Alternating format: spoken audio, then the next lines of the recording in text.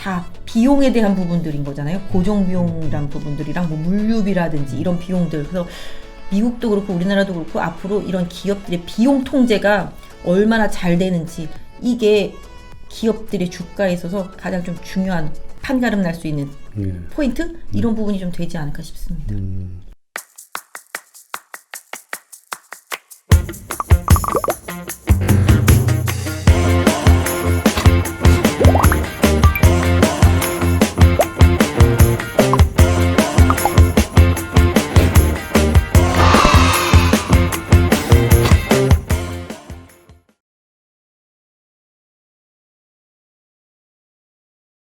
안녕하십니까.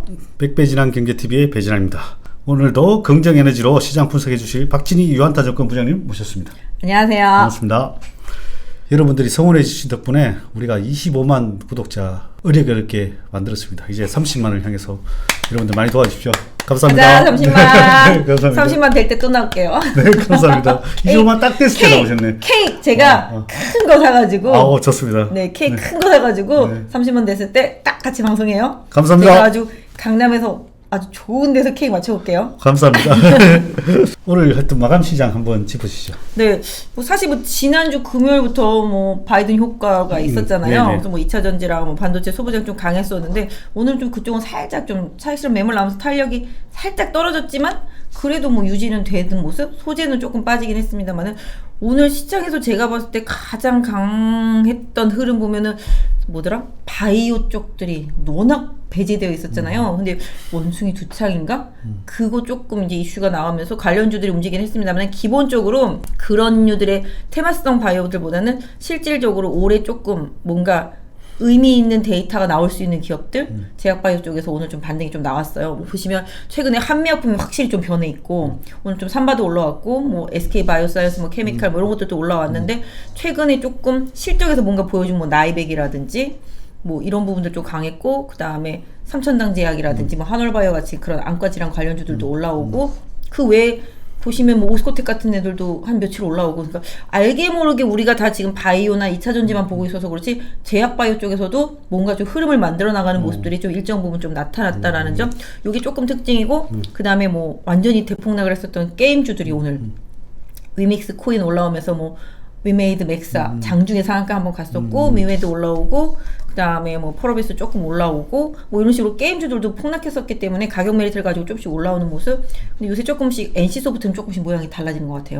실적 발표하고 나서 실적이 좋다라는 인식 속에서 올라오는 모습이 나타나요. 수급도 좋고. 그래서 아까 말씀드렸지만 게임주 중에서 실적이 나오니까 NC 올라오고 바이오 제약 쪽에서 실적이 나오니까 뭐 나이백이라든지 뭐 올해 임상 기대치는 뭐 한미약품 뭐 레고킨 바이오 뭐 이런 것들 올라오는 거 보면 확실히 많이 빠진 섹터 안에서도 뭔가 기대치가 있으면서 실적 개연성이 붙으면은 기관의 시각이 조금 달라지는 모습이 오늘 좀 나타났었고 장 초반에는 또 뭐 소비주들이라든지 뭐 위드 코로나 이런 쪽들이 초반에 좀 약했어요. 그 원숭이 두창 때문에. 하지만 다시 또 흐름 만들어내면서 화장품 종목들이 좀 치고 나오고 그 다음에 영화관 예, 영화관 좋았고 오늘 또 영화 투자 배급 회사들도 좋았고 그래서 그런 것들도 강하게 좀 올라오는 모습이 좀 나왔죠. 사실은 장 초반에는 뭐 원전 방산이라든지 뭐 2차전지 반도체가 흐름을 이어받으면서 강했었지만 중간 지나면서부터는 낙폭과대 속에서 뭔가 조금 위드 코로나 약간 개연성이 있는 종목들 쪽에서 다 너무 많이 빠졌으니까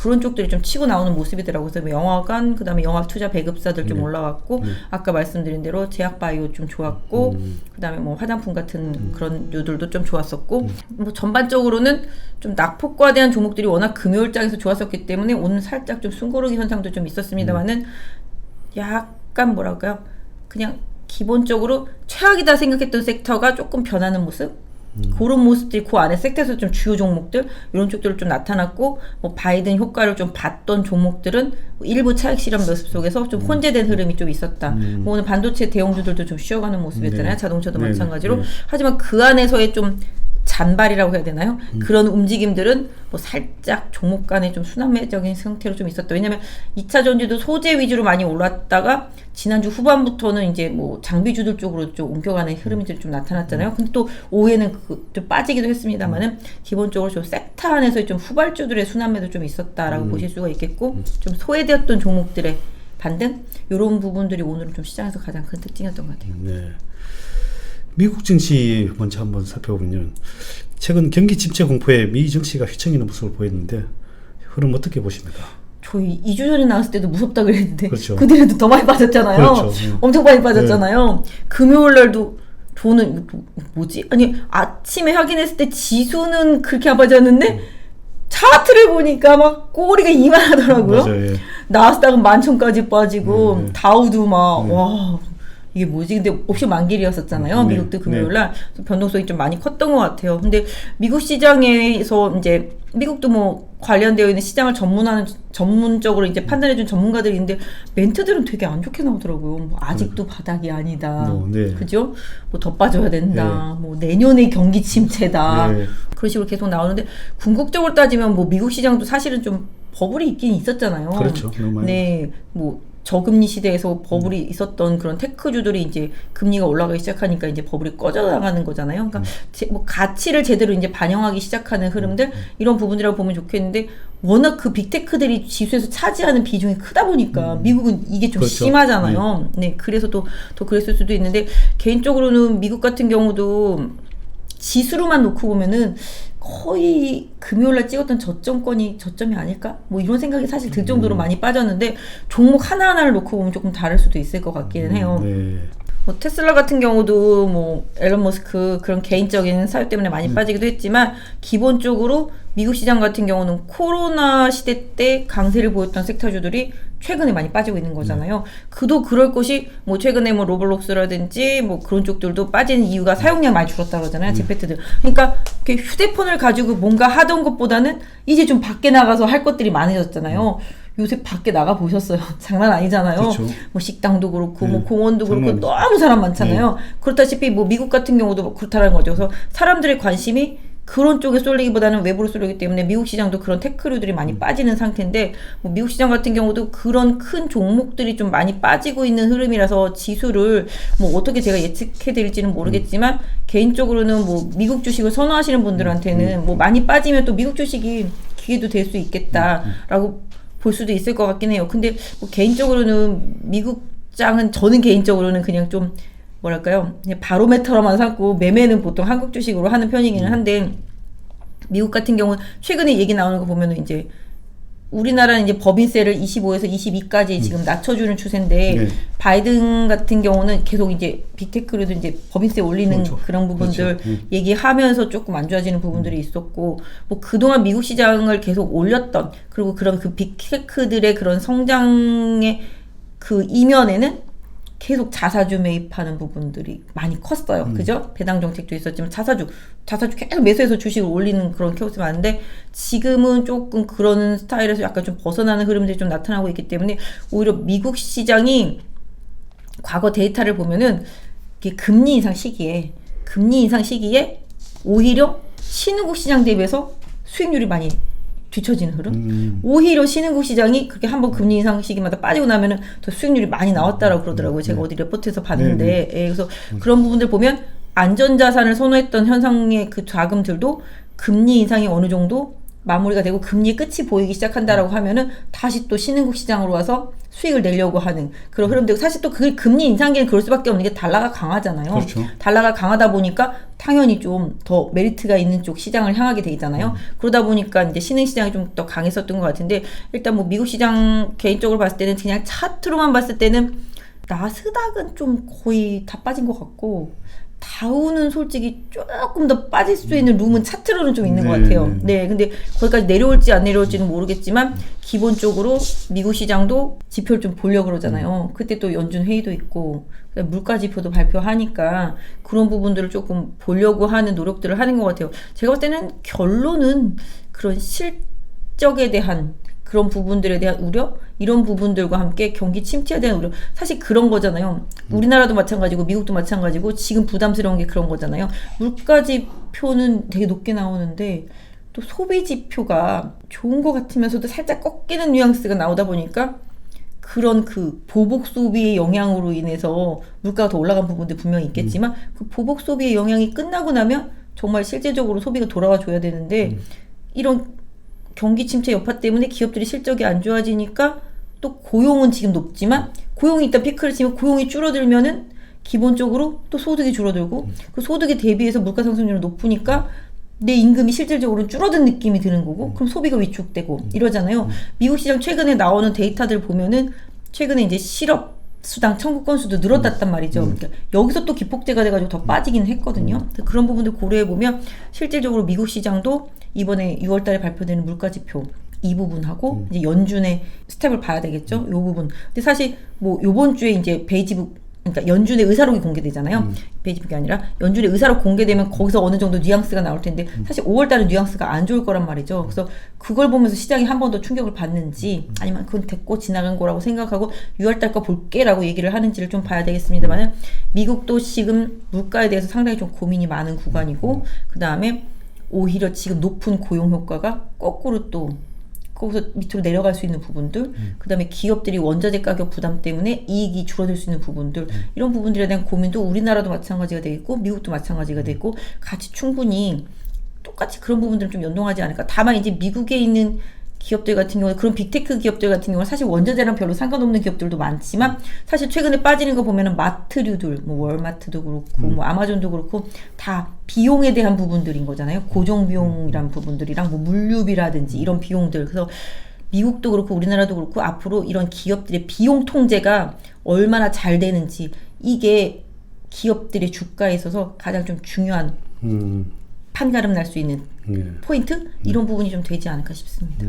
미국 정치가 제가 어떻게 보면 장기적으로 저는 개인적으로 못 들을 것 같은 몇 년 내로는 그런 느낌이에요. 맞아요. 이번에 진짜 너무 많이 강하게 팬데믹 때문에 올랐으니까 저도 다시 그냥 말씀하신 대로 저는 미국이 몇 년 안에는 지금 최근에 찍었던 고점 못 들을 것 같은 그런 생각도 사실 들긴 하거든요. 네, 그래서 어쩔 수가 없어요. 거기 지수 구성이 우리나라랑 좀 다르기 때문에 그럴 수밖에 없는데 실질적으로 항상 그랬다고 그러더라고.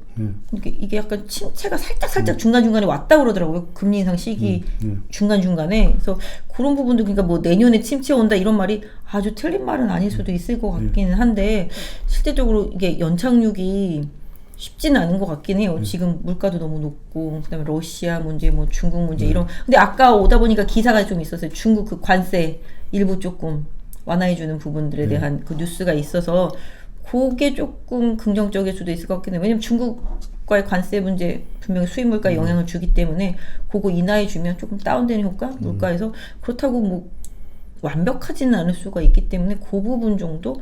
아무튼 기본적으로 중국 봉쇄 때문에 미국 시장 더 빠졌을 거예요. 아마 애플도 그렇고 테슬라도 그렇고 다 중국 봉쇄 영향 때문에 실적에 대한 부담으로 많이 빠졌잖아요. 그래서 그런 부분이 있기 때문에 또 미국의 그런 많이 빠진 그런 빅테크 기업들 뭐 시총 상위 종목군들의 실적에 뭐 애플도 마찬가지고 테슬라도 마찬가지고 다 중국의 봉쇄 영향에서 벗어나야 되는 상황이기 때문에 중국이 상해가 한 6월 1일부터 봉쇄 좀 푼다고 그러니까 그렇게 되면은 그 영향에서 조금 벗어나면서 기대치가 올라가고 관세 조금 완화해주는 부분들 일정 부분 그럼 조금 더 완화되고 이런 부분들이 있으니까 조금씩 지표는 개선될 수 있는 여력들이 생겨나고 있는 것 같긴 한데 이게 장기전으로 가는 게 문제잖아요. 그렇죠. 지금 러시아도 지금 이게 한 3, 4일이면 끝날 줄 알았는데 이게 뭡니까 진짜. 그러니까요. 뭐 언제까지 할 거예요 진짜. 그러다 보니까 뭐 에너지가 지금 일단 통제가 안 되잖아요. 그쵸. 네, 유가가 통제가 안 되는 부분들. 러시아는 지금 에너지로 돈 흑자를 엄청 내고 있다던데. 네. 그리고 뭐 저 사우디도 뭐 장난 아니라고 그러더라고요. 그러니까 이 일부러 그런 거 아니에요? 석유. 그러니까요. 아니 그런 거 같아요. 이런 석유를 갖고 있는 나라들은 이거 다 계속 누리고 싶을 거 아니에요. 아니 그렇지 않겠어요? 사우디도 이게 6년 만에 돌아오는 흑자라는데 아람코도 마찬가지고 이걸 금방 놔주고 싶겠어요? 뭐 물론 아까 기사에서는 뭐 자기네도 이제 2달 있다가 또 한번 회의하잖아요. 오펙 플러스 회담하면은 뭐 긍정적으로 한번 유가에 뭐 수요가 있다라면은 뭔가 도움이 될 수 있게끔 뭐 이렇게 할 것 같이 얘기를 하지만 정작 이제 뚜껑은 열어봐야 될 부분이기는 하고요. 그러다 보니까 이게 아까 말씀하신 대로예요. 러시아를 계속 건드려서 유가를 올리고 얘네도 좋고 미국은 천연가스 유럽에 팔고 뭐 이런 기타 등등 계속 연결되는 부분들이 있는데 저는 막 이런 생각도 해봤거든요. 이게 바이든이 너무 친환경 쪽으로 몰아가다 보니까 발전을 할 게 없는 거예요 지금. 그렇잖아요. 지금 석탄이나 화력발전소 그쪽을 오히려 지금 중국이 떼고 있다네 열심히 에너지를 만들어야 되니까. 그러다 보니 석탄 가격이 1년 사이에 4배나 올랐다고 하더라고요. 와, 네. 네. 그래서 뭐 톤당 100불이던 게 지금 400 몇십 불이래요.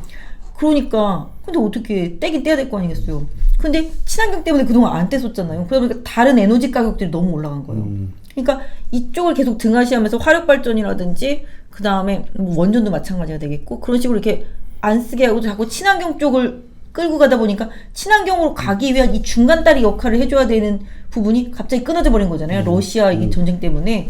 그러다 보니까 이 친환경에 대한 속도를 더 내야 된다고 생각하지만 그걸 내기 위해서 희생해야 되는 비용이 너무 많이 들기 시작하는 거예요, 지금. 네. 그렇잖아요. 천연가스나 유가 너무 오르니까. 그래서 이게 또 같이 엉켜버리면서 가격은 더 급등해버리고, 이게 거꾸로 선순환이 아니라 악순환으로 계속 고리가 돌고 있으니까, 이 에너지에 대한 안정성, 이런 부분들이 모든 기업들의 원가, 이런 부분들의 부담이 사실 되잖아요. 그래서 이런 부분들 고려해 본다라면은, 결론적으로는 진짜 중국과 러시아, 이쪽이 좀 해소가 빨리 돼야 되고, 오페크도 좀 결단을 좀 내려주기 기도해야 되나요? 지금 그런 것 같아요. 그래서 지금 인플레의 가장 핵심은 어쩔 수 없어요. 결자 해지라고 러시아가 풀어줘야 된 것 같아요. 거기가 에너지나 또 우크라이나의 뭐 곡창지대나 다 이 에그플레이션이라고 하는 또 그다음에 인플레이션을 하는 거에 기본으로 깔려 있기 때문에 그래서 이런 원인이 제거가 되지 않으면 사실 인플레를 쉽게 잡기는 어렵지 않겠나. 그러면 또 그 인플레를 잡기 위해서 연준은 더 강하게 금리 정책을 써야 되고 더 금리를 올리다 보면은 또 갑자기 경기 침체로 가면은 이거 다시 또 내려야 되나 이런 수준이 될 수도 있으니까 연준도 고민이 좀 많을 것 같긴 합니다. 그 말 또 나온 김에 그 테슬라 그 이번에 또 뭐 일론 머스크가 뭐 성춤 파문이 있던데 어떻게 보십니까? 테슬라 우리 서학개미들 테슬라 다 많이 들고 있을 것 같은데. 그러게요. 예, 근데 근데 외국은 보통 CEO의 그런 거랑 크게 주가랑 영향을 많이 받지는 않던데 옛날에 보니까. 그래요? 성추문도 그건 좀 우리나라 같으면 완전히 심각한 건데. 아 그래요? 저 내용을 잘 안 봤는데 어떤 내용이었어요? 성추문이? 나도 내용을 잘 어쨌든 성추문 그 이슈가 있어가지고. 네 맞아요. 저도 그 기사만 봤고 네. 어떤 성추문인지는 내용을 안 봤거든요. 저도, 네. 아니, 주가만 많이 빠졌네 그렇게 봤는데 사실 테슬라가 많이 오르긴 했죠. 뭐 앨런 머스크는 어떤 면에서 보면은 돈 버는 데는 귀신인 것 같긴 하더라고요. 그죠? 계속 창업해가지고서 팔고 돈 벌고 또 창업해서 팔고 돈 벌고 막 이런 식이니까 대단한 사람인 건 맞는 것 같긴 한데 테슬라가 실적 때문에 최근에 빠진 거잖아요. 우려감 때문에 중국 봉쇄 생산도 못하는 부분도 있고 팔지 못하는 부분도 있고 분명히 그런 부분들이 있고 생각해보면 주가 자체는 사실 트위터 인수한다 그러면서 이제 사람들이 빠뜨리기 시작한 거잖아요. 테슬라가 머스크가 테슬라에만 집중하지 않고 또 이제 트위터에도 집중할 가능성 이런 부분들도 보긴 했는데 모르겠어요. 테슬라라는 이 주식이 그냥 주식이 아니라 뭔가 산업의 바로메타가 되다 보니까 사실 움직임에 있어서 가지는 상징성이 엄청 크거든요. 테슬라가 움직이면 우리나라에는 2차 전지 그냥 다 올라버리잖아요. 테슬라가 빠지면 다 빠져버리잖아요. 그런 상징성이 있기 때문에 테슬라의 움직임을 조금 더 면밀히 볼 필요는 있겠는데 사실 좀 많이 올랐었기 때문에 좀 지금 빠지고 있는 거는 반토막 난 것 같아요. 그만큼 좀 미국의 그런 테크주들이 지수의 영향력이 좀 크다는 걸 좀 말씀드리고 싶었던 부분이고 테슬라가 또 이제 뭔가 또 중심을 자꾸 움직여주면 미국 지수 자체도 요새는 좀 애플도 좀 많이 빠지긴 했잖아요. 네, 애플도 진짜 많이 빠지고 이런 부분들 고려해보면 어떻게 보면 우리나라 주식 요새 좀 더 괜찮은 것 같고 느낌적으로는 그렇죠. 맞아요. 그죠? 예. 그렇게 따지면 덜 올랐어요. 상대적으로 덜 올랐어요. 그러니까요. 아니 미국은 진짜 많이 올랐어요. 그렇죠. 진짜 많이 올랐기 때문에 이렇게 많이 빠져도 그러니까 좀 위에서 산 사람들은 많이 빠진다 생각하겠지만 밑에서 산 사람들은 엄청 많이 올랐다가 빠진 거기 때문에 우리는 오른 것도 없이 그냥 같이 빠져가지고 힘든 부분인 거죠 사실은. 맞아요. 이제 국내 증시로 돌아가서요. 국내 증시가 요즘 부진한 모습을 이어가는 가운데 코스피 3천 언제 한번 넘어갈 수 있을까요? 언젠간 가지 않겠어요? 그래서 요즘 전망이 3천 간다고 전망이 좀 아니 나오는데. 뭐 무슨 증권사에서 그런 얘기 하더라고요. 지금 윤석열 정부 마지막에는 뭐 3천 몇백을 간다든가 뭐 5천 몇백을 간다는 거 이런 사람도 있더라고. 무슨 근거로? 나도 제목만 봤어요. 그냥 안 읽어봤어요. 갖다 붙이기 나름인 것 같아가지고. 근데 만약에 3천을 다시 간다면 아까 말씀드렸던 것처럼 미국 시장의 금리 인상이 어느 정도 일단락되고 우리가 그 생각할 수 있는 수준에서의 금리 인상 지금 뭐 미국 국채도 그렇고 우리나라 국고채 금리 같은 경우도 3% 넘었거든요. 그런 거 생각해보면 거의 대부분 3%대 초반, 뭐 미국 많이 봐야 중반대라는 거잖아요. 거기까지 보고 있는 거잖아요. 그렇게 따지면은 외국계도 그렇고 우리나라도 그렇고 모든 사람들이 투자를 결정함에 있어서 가시화된 부분은 그렇게 리스크하게 생각하지 않아요.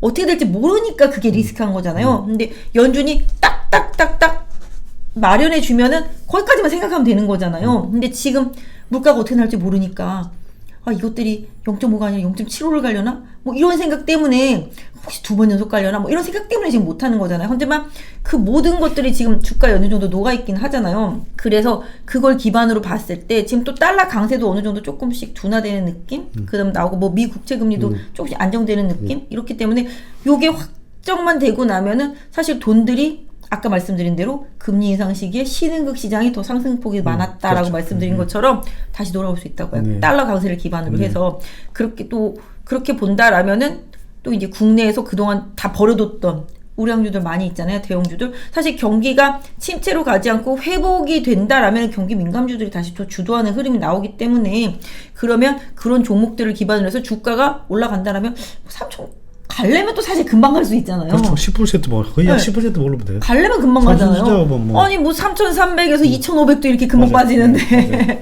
올라가려면 삼성전자, 하이닉스, 현대차랑 뭐 시가총액 20위권에 하는 거 몇 바퀴만 굴러주면 되는데 10%만 오르면 돼. 10%.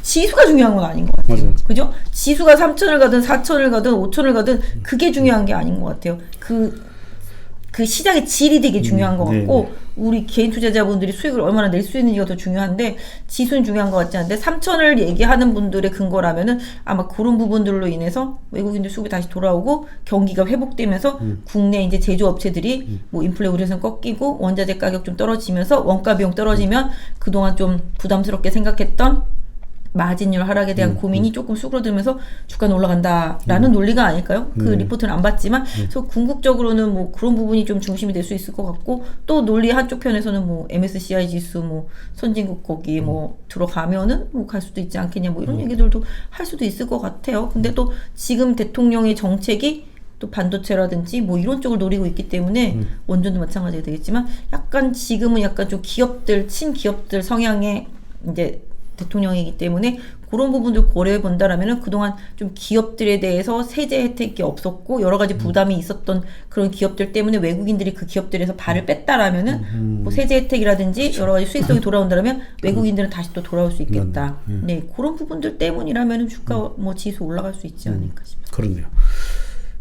주말에 있었던 한미 정상회담에서 뭐 공동성명 있었잖아요. 외환시장 협력에 대한 양국 간의 합의가 이제 통화수합부 얘기. 네, 맞아요.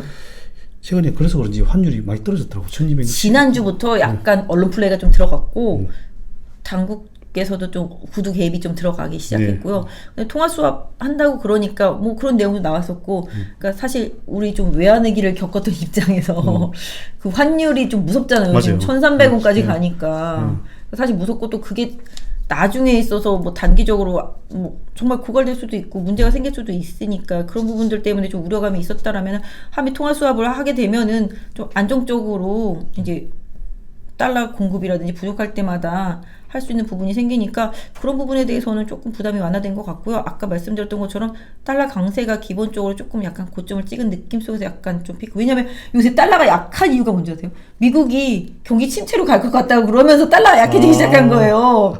무슨 얘기인지 알죠?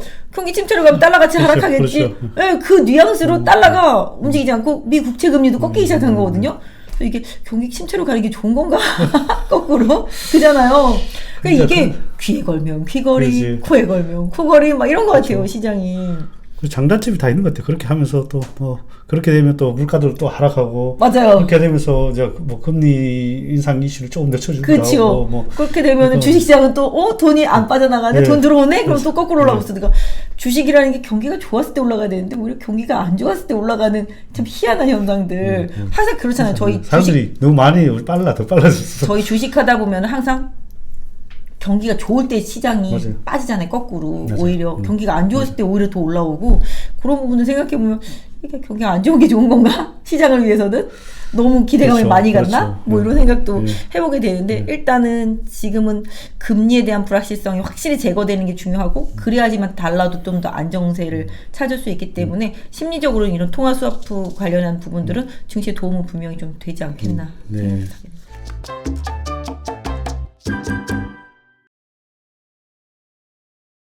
요번에 와가지고 뭐 해줘야지 뭐 미국으로 뭐 수출할 때 뭐 관세라도 좀 줄여준다든지 맞아. 그죠? 또 미국에 있는 그런 우리나라 투자 기업들한테 뭐 세금을 확실하게 뭐 해준다든지 바이든은 다 뺏어간 것 같은 생각? 근데 말씀하신 대로 수혜주를 찾는다면 결국은 그거잖아요. 현대차가 미국에 투자해서 삼성전자가 미국에 투자해서 그 밑에 단에 있는 업체들 그렇죠. 뭐 장비주들이라든지 소재주들이라든지 부품주들은 물량 더 많이 들어갈 거 아니겠어요.